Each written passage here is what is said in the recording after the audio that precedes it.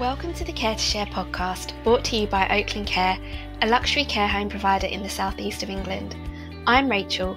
Each episode I will be joined by guests to talk about what you need to know when moving a loved one into a care home. We will give you practical advice and also show you what life is like inside our care homes to show you the truly positive side of elderly care. Hi everyone and welcome back to the Care to Share podcast. Today Tashai and myself are joined by Desmond. Terry is a former soldier and maintenance manager at our Hyllden Heights care home in Kent. Terry looks after all aspects of maintenance at the care home, but he also takes on another role as the wellbeing champion. He's a trained yoga teacher and has introduced yoga classes for residents and team members and initiatives such as Mindfulness Mondays. Welcome, Terry. Hi, Rachel and Tashia. Thanks for having me. You're welcome. How are you today? I'm very well. Slightly nervous, but okay. Great.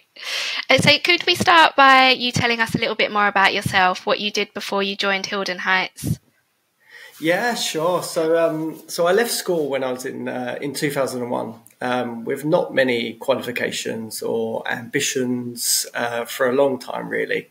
And just found myself in dead-end jobs. And after a long time, felt like there was a change that was needed. And so I decided to join the army, and because I wanted to try and do something for myself. And in joining the army, there were some real good times, there were some bad times. But as a whole, I grew as a person and I regained purpose again and became more confident. And it was the kick up the bum that I definitely needed at the time.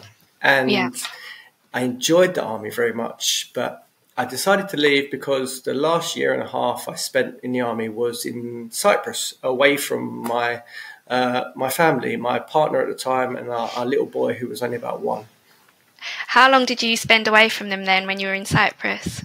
So I was away for a year and a half. Because unfortunately I was based quite near to where we lived at the time, and all of a sudden my battalion moved to Cyprus and I had to go with them. So it was a kind of a last minute decision to go, and I couldn't stay. So it was really difficult in leaving them. Yeah. So did you not actually see them for a year and a half, or did they come and visit? No, I still got to see them. I still managed to get myself home, probably a bit more regularly than most people did, but I found it really difficult, and of course. I really wanted to be home with them. So I decided to leave the army, and after leaving the army, what joining the army gave me, leaving the army quickly took away again, and I found myself back in like dead end jobs and lost enthusiasm. So this time, my partner, my wife now, we recently got married last October. Oh, congratulations. Thank you. But she gave me the kick up the bum this time. And I started looking for a job, something that I wanted to be good at. And I knew with my handy skills and my organisation and my caring ability, I found a local residential home that needed a maintenance guy. And I went for it and I got it and I loved it. And from then I moved on to a managerial position at another care home, at Leonard Cheshire Disability Home.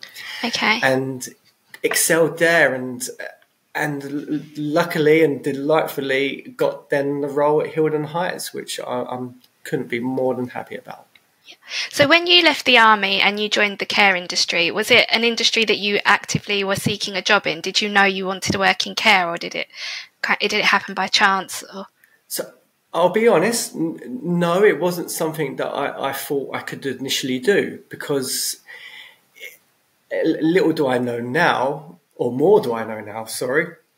But working in a care environment, I thought you needed more qualifications and like experience in care, and I never had that.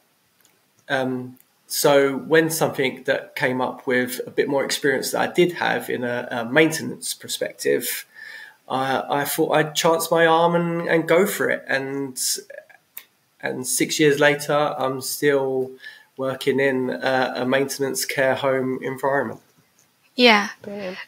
No, yeah, I think that is a bit of a misconception that we've discussed previously, is that you don't have to have experience in care to work in care. It is more of a personality type, someone that is obviously caring and compassionate. So is it always elderly care that you've worked in? You mentioned disability. No, so a couple of elderly homes, but my last home was a disability home. So everyone was predominantly in powered wheelchairs, either MS or strokes, or just paralysis, either full body or sometimes, just from legs. Yeah. Okay, so whilst we're on the subject of working in care, what first attracted you to working in care? Well, I'd like to think I was and always have been a caring person. And my nan, she looked after us as a boy growing up. She brought us up. But in return, I also looked after my nan, at that young age. And she taught us how to treat people nicely, with respect, and to do what we can to help others. And I've always held those values and kept them dear and close to me. And even then, when I joined the army, I was a slightly older soldier than some of the soldiers at my rank. And so I always had the young ones would look to me for a little bit of experience and a little bit of a guidance in wherever we'd been, on operations or on exercise anywhere in the world. So I kind of took on a little bit of a role there as well. And I knew that this mindset could help me in this environment. And I wanted to be somewhere that I could offer the best that I could offer. And a care home just seemed the greatest fit with my caring skills along with my maintenance skills. Yeah, it seemed a great fit to be at. Yeah, definitely. Absolutely. Yeah.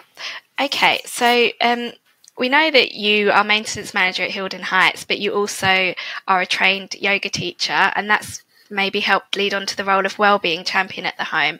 I know you have a big interest in wellbeing and mental health. Can you tell us a little bit more about your role as wellbeing champion, what that is, and what you do at the home in that role? Yeah, of course I can. Well, becoming the wellbeing champion was a bit of a strange one, in all honesty, because it kind of just came naturally. I guess I seemed like the good fit. Yeah. A yoga teacher joins the care home, starts incorporating some mindfulness activities, and all of a sudden the residents and staff are coming my way to try and calm them down, or help them with a muscle problem that they even may have in their leg. Okay. Yeah. So it kind of came naturally, and all of a sudden I was the home's wellbeing champion, which I was quite happy about, because I love the wellbeing aspect. And as much as I enjoy my maintenance role, my real passion is wellbeing. Okay. And helping and looking after people. And where did that come from, that passion for wellbeing? I just think it has always been in me a little bit. Like I say, I took so much from my nan growing up. Okay. I mean, she offered so much love for lots of people, and I've just always had that in me and held that close to me. Yeah. And it's always been. Yeah, it's always been there to offer to everybody else. Yeah. And I mean, I'd like to think that even before this whole well-being champion tag, as we call it, got given to me, I'd like to think I kind of supported the residents and the staff from the beginning. We've only been open a year now, and I've been here that whole time. And I just then wanted to just continue offering that support to anyone that needed it. Just trying to bring that real nice calm element to the home, and a smile Yeah. Okay, because being happy and smiling is infectious. And, if you can just give someone a smile, they can turn around and they walk off, hopefully smiling, and then they smile at the next person. And the home just seems like a nicer, happier place to be. Yeah, that's lovely. Just because in yoga, especially, so where the yoga practice comes together with working in a home is because yoga offers good energy. Okay, so guess a lot of people have heard of this, but the term namaste, okay, that you say at the beginning and the end of a class, it's just a greeting, but it's a good natured greeting. It's like my soul honors your soul. Okay, Right. So if I have good energy, I then want to give you good energy, and for you to then pass on your good energy and love and well-being. So, some people come to me, they let off some steam, they have a cry, have a little hug, but hopefully they all go away feeling better. I was going to say, how often do you do your yoga classes at Hyllden Heights? So on the Monday, the Mindfulness Mondays, which we like to call it, simply because it's on a Monday. It's the great way to start the week. Some of us would have had stressful weekends, or coming in. Everyone gets that Monday feeling, right? Coming into work, Absolutely, sluggish again. Here we go, new week, new start. But we come into week here, and we start fresh, and we let go of anything that has annoyed us last week. We're here to then start fresh and start new and start healthy again. Yeah. Can you tell us about your passion for yoga and where that came from, and when you started to train as a teacher? Is that something you did after the army? So my passion for yoga didn't necessarily come naturally again, to be honest. It was something that was... I always had the fear of yoga. Yeah. Okay, that image of, you've got to be able to put your leg behind your head. All right. And, lots of Instagram posts of people balancing on trees, and, it's such a misconception. And once you go to a yoga class, you realize that it is completely different. It's a big myth. You go and you experience absolutely something completely different to being able to put your leg behind your head. Okay. And yoga, for me, has the ability to transform. Okay. It's about the breathing, the meditation, the physical practice. I have experienced anxieties, depression, and a borderline crippling OCD. Okay. It was, quite bad at times. Yeah. And I can honestly say, just from a yoga practice, I learned how to cope and to manage my reactions and experience life differently. Wow. And with the help of my wife, who, hands up, without her, helped me to love again. She gave me a reason to smile and be happy, and is the one that introduced me to yoga. So, which I'm very thankful for, because it's changed me for the best. So whilst I was in Cyprus without Em and Tom, unfortunately, I started to decline a little bit again. Yeah. So me and my wife, Emmeline, we'd been friends for many years before we got together. And she always gave me hope and grounded me. And being away was difficult, but I had to find a way to be mindful again. And it was difficult, but it comes in different ways. Okay, you don't have to practice yoga or the term yoga to do a mindful activity that's good for you. So out in Cyprus, it was swimming. I found that so peaceful, and it grounded me, and it kept me sane again. Yeah. So what is mindful? Because that's a term not everyone knows what that actually means. It's a familiar term now, but what actually is mindful and mindfulness? This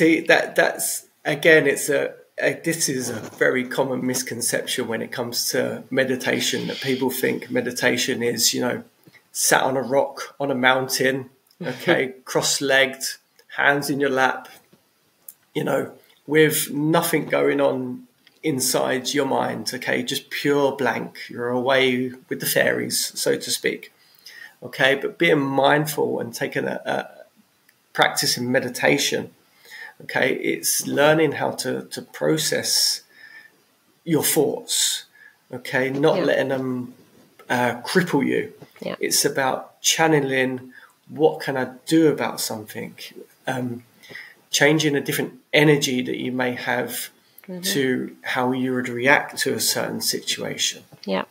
It's just understanding that, there's a reason. Well, I'm no different. Believe me, I still get angry. I still get stressed. But now I know that I just need to sit down, take 5 minutes, breathe, and you start to see that shift, that change in balance in the body and the mind that allows you to focus and realize what you've got to do. And that's what being mindful is. Okay. It's not emptying the mind. Okay. It's about taking control of what's in the mind. Right. And being mindful. If you know there's something wrong with you, being mindful about it and taking on an approach to better yourself and to better that understanding of whatever issue it is you may have. And sorry if this is a difficult question, but how do you actually do that? Because that is obviously an ideal way of dealing with situations, but how do you kind of train yourself then to be mindful? And is it something you had to train to do? And was it a practice like yoga? Well, yes and no. Okay, yes and no. I mean, the thing is, when you finally take on a yoga class or a meditation class or anything along those lines, okay, you realize that the skills they're teaching you are free, okay? This isn't something that you have to pay lots of money. So you don't have to go into rehab. You don't have to go to see a shrink for £200 an hour or wherever it may be. Okay, breathing, meditation, yoga practice is all free. Okay, and that's what I then understood after I left the army, and I started to go a little bit downhill again, lost enthusiasm. Yeah. And Emmeline told me to go to yoga class, a local yoga class. And after I went, and it blew me away. Okay, because I finally got what that teacher was trying to tell me, that it's okay to have these emotions. This is how we can control these emotions. And so for anyone that doesn't necessarily know how to be mindful, it's a practice. Okay, then that's what we call, and it's funny enough, this is what I said to the residents downstairs on Monday, that it's a yoga practice. It's not a yoga accomplishment. It's not a yoga I've achieved everything. Every session, even for myself, every session is a practice. You're learning, okay? You will have good days. You will still have bad days, okay? And, just because you managed to do a pose one day or you felt really calm and clear in the mind doesn't mean that it doesn't have a bad day. But you learn from that again. Yeah. And you go back into the practice and and it's literally just from that, you've just got to practice breathing techniques, meditations, yoga practice. It's all there on offer, and that's what I like to offer to our residents and staff. Yeah. With the yoga practice that I've learnt. Yeah. I think also, just adding to what you're saying about mindfulness, and I think, I'm not quite sure if it's the same, about being self-aware. So, being aware of your emotions. I think you kind of mentioned that as well, kind of in that moment, understanding where they're coming from and not allowing them to kind of, I don't know, as you said, kind of lead you astray, kind of grab hold of those emotions or those thoughts and kind of process them, however you do that, through breathing. But I think the key thing is, as you just mentioned, is about being self-aware of what you're feeling and experiencing, and that, and then processing, which obviously then helps you to get through whatever. To Shia, that is 100% correct, okay? Because what you've got to remember is yoga is not about touching your toes, okay? No. It's about what you learn on the way down, all right? And I've learned so much, and it's about being honest and true to yourself and taking that ego out of your yoga practice. Just like I say, just because you may have done a certain pose 1,000 times before, don't force yourself to do it the next time just because you know you can do it if you're not feeling up to it. Okay, it's about understanding your strengths, but also acknowledging your weaknesses. Okay, so and from that practice, I mean, it becomes a little bit of a way of life, and it, like, for me, I've never been as fit and as strong and as healthy as I am now physically, and mentally. My thoughts are clearer and calmer, and I can only put that down to a yoga practice that helps ground me and just gives me a purpose to keep control and offer that love that I know is within me. That's powerful. That's so powerful. And the fact that you're bringing that to the home, to the residents, we kind of talk about their mental health and, making sure they're, mentally well, and giving them those sorts of benefits, health benefits. And I think, doing yoga, for your mindfulness on a Monday, I mean, I just think they're so brilliant, that they need it too. They need it too. They may have off days, and the fact that you've given them that opportunity to experience that, even at the age that they're at now. Who knows, if they're still carrying trauma from the past, we don't know. But the fact that you're providing that I don't know if you want to call it service, but, just giving them that opportunity to experience, yoga practices and mindfulness. I mean, you could just helping them in so many ways that we probably don't even know about. Well, yeah, exactly. That is true, because, I mean, I took up yoga 10 years ago, and when I took it up, I wish I'd taken it up 10 years prior to that, but I hadn't, okay? I'd done it then, and this is what's happening now. And that's the understanding that literally no matter the age, we all have the ability to bring a little change into our lives. Yeah. Whether it's through physical movement or through some nice meditation that we offered downstairs to the residents. Yeah. Okay? Because physically, and this is slightly a bit more, I mean, probably to all of us as well, to be honest, but to our residents as well. But, we live routine lives. We're all sat down either at a desk, in a car, or on a sofa as soon as we get home. All right, sitting or standing or doing the same movements 90% of our time. And yoga offers us that ability to move parts of the body, like the physical aspect of yoga, moving parts of the body that we wouldn't have moved. Okay, putting ourselves in positions that we wouldn't put ourselves in. Yeah. Moving muscles that we never knew existed. And from a mental perspective, it gives us that ability to focus and calm the mind, and just to connect with ourselves again. And like you say, we're all lived a life. Okay, everybody has received trauma or had some form of loss or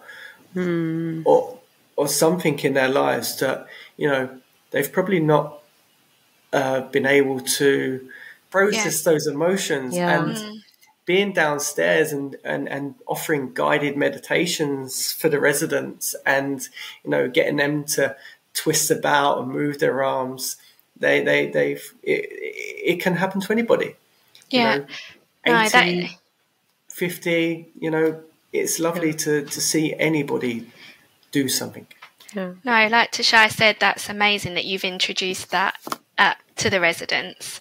But I'm just interested to know, did they welcome the yoga and the mindful meditations, as I imagine it's not something that they've probably done before? Were they quite apprehensive? Well, funnily enough, no. They were quite welcoming, which was a real nice bonus for myself, because there is the fear that no one's going to turn up at all. Yeah. But lots of people turned up on that first session and embraced it, which was really nice, because, you know, you possibly think that people, the residents that are in this home, are of the generation that maybe do not know anything about yoga or meditation.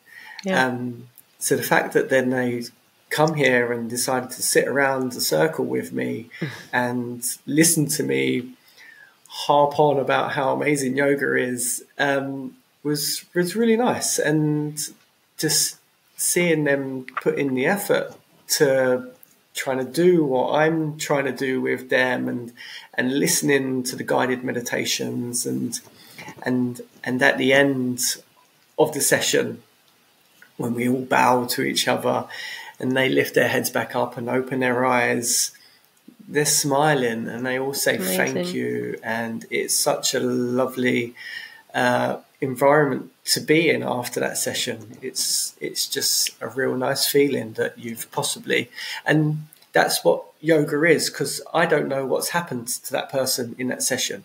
Okay, your yoga practice is your personal practice. So I don't know what emotions the person across the bistro was going through. I don't know what thought process they've taken or what they've taken out of it. But if they come up smiling and saying thank you, I'm hoping that they've taken something out of it, and they've embraced something that will help them, and that they're now happy about within themselves. Because that's, like I say, what it's about. It's about trying to find happiness within you.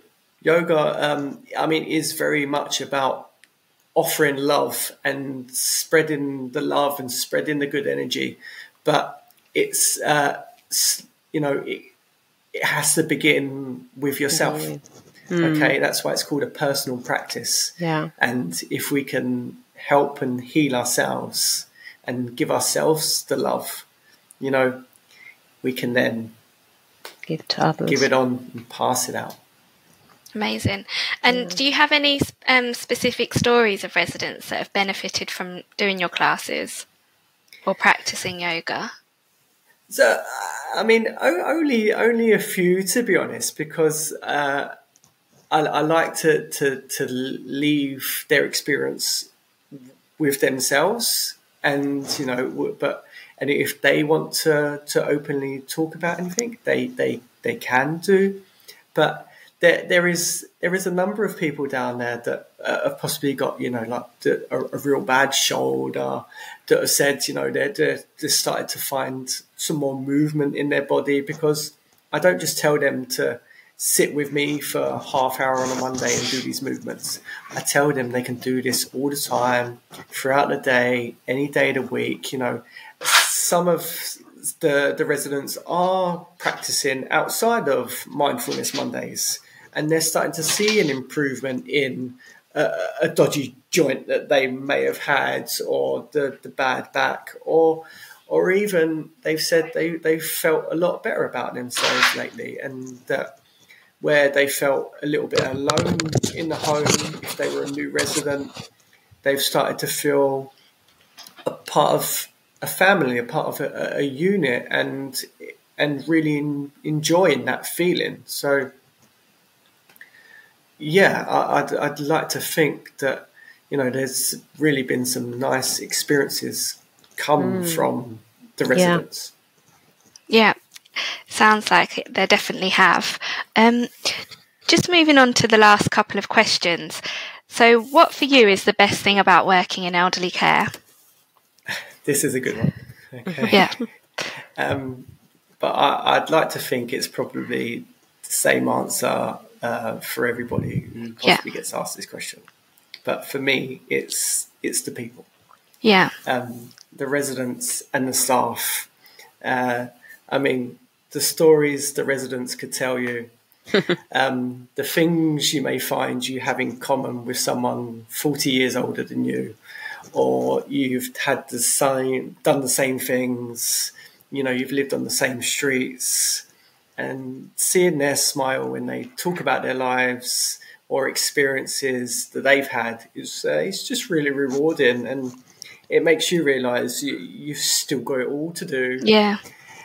And then it then comes down to the staff as well, who, well, you touched on it earlier, Rachel.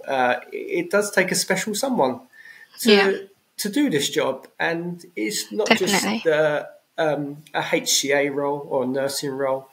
In any role within a care home, I see everyone take time and engage with residents and help. And they're good people who do literally care. And exactly, yeah. Yeah, no, I completely agree with you. I think you're a really good example of this, in the fact that you are, the maintenance man, but actually you're going above and beyond and bringing something, as you said, your passion to the home, which is completely different. I don't know where you would find somewhere where what you're doing in terms of your role, and also your passion, and kind of bringing more than yourself every day to the home. That's an extra special person in itself. So well done. Definitely. Yeah, that's very kind. Thank you. So is there anything that you've learned from, well, I think you have probably just covered what you've learned. You've said, you could be working with someone that's 40 years older than you, and you discover you have things in common. Do you have any specific stories of anything that you've learned? No, not really anything specific. Only just, when you do see the residents, and, they you look at them, and it does make you think, and you try to learn from them, just to live your life to the fullest. Yeah. Like I say, I'm almost 40, and what I've done in the last 20 years of my life, I then think, wow, what am I going to do in the next 20 or the next 20 or possibly beyond? So, we look at them and we say, live your life. Yes, there'll be ups and downs, but that's life. And one day when we're all older, possibly, in a lovely environment like this, you want to be looking back at what was one hell of a journey you just went on. Yeah, I completely agree with that as well. Okay, well, I think we'll end it there. Thank you so much for that. I've really learned a lot from what you were saying, and it was really amazing to hear how you've passed on your passion and your practice for yoga onto the residents and to the staff. So thank you again. No, thank you both. Honestly, it's been an absolute pleasure telling you what all we do with Mindfulness Mondays. We've loved hearing about it. Thank you. Thank you for listening to the Care to Share podcast. We hope you found the information in this episode useful. You can find out more about Oakland Care at www.oaklandcare.com. You can also follow the Care to Share podcast on Instagram at care2share_podcast. Please also remember to rate and review the podcast.